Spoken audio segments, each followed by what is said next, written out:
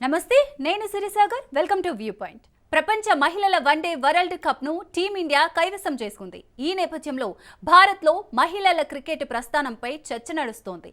పలువురు మాజీలు తమ రోజుల్లో పరిస్థితులు ఎలా ఉండేవో, ఆర్థికంగా ఎన్ని ఇబ్బందులు ఎదురయ్యేవో గుర్తు చేసుకున్నారు. ప్రస్తుతం మహిళల క్రికెట్ బీసీసీఐ పరిధిలో ఉంది గనక అన్ని సౌకర్యాలు సదుపాయాలు అందుబాటులోకి వచ్చాయని, కానీ కొన్ని దశాబ్దాలకు ముందు పరిస్థితి ఇలా ఉండేది కాదంటున్నారు women's cricket association of India మాజీ క్రికెటరీ, టీమిండియా మాజీ క్రికెటర్ సునీల్ గవాస్కర్.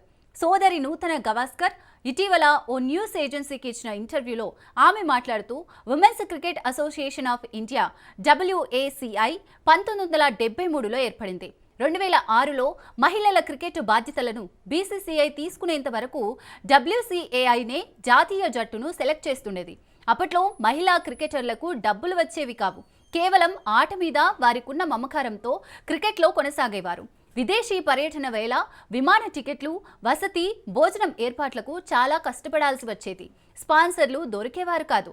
ఓసారి న్యూజిలాండ్ పర్యటనలో క్రీడాకారులకు హోటల్ వసతి ఏర్పాటు చేయలేకపోయాం. దీంతో వారు NRI కుటుంబాల ఇళ్లలో తలదాచుకోవాల్సి వచ్చింది.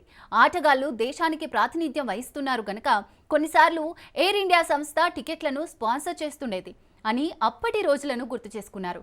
1970-80ల కాలంలో క్రికెట్ పరికరాల కొరత తీవ్రంగా ఉండేదని, బ్యాట్లను కూడా పంచుకోవాల్సి వచ్చేదని నూతన గవాస్కర్ చెప్పుకొచ్చారు.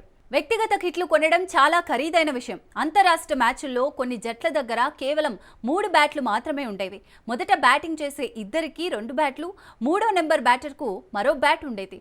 ఓపెనర్ అవుట్ కాగానే 4వ నెంబర్ బ్యాటర్ ఆమె బ్యాట్ను, లెగ్ గార్డ్స్ను తీసుకునేది. హోటళ్లలో కాకుండా డార్మిటరీల్లో జట్టు సభ్యులు ఉండేవారు. 20 మందికి కలిపి ఒక టాయిలెట్ ఉండేది. అవి కూడా శుభ్రంగా ఉండేవి కావు. అలాగే స్థానిక అసోసియేషన్లు తక్కువ బడ్జెట్తో టోర్నమెంట్లు నిర్వహించేవి. అందువల్ల ప్లాస్టిక్ ప్లేట్లలో పప్పుతో భోజనం పెట్టేవారు అని ఆమె వాపోయారు.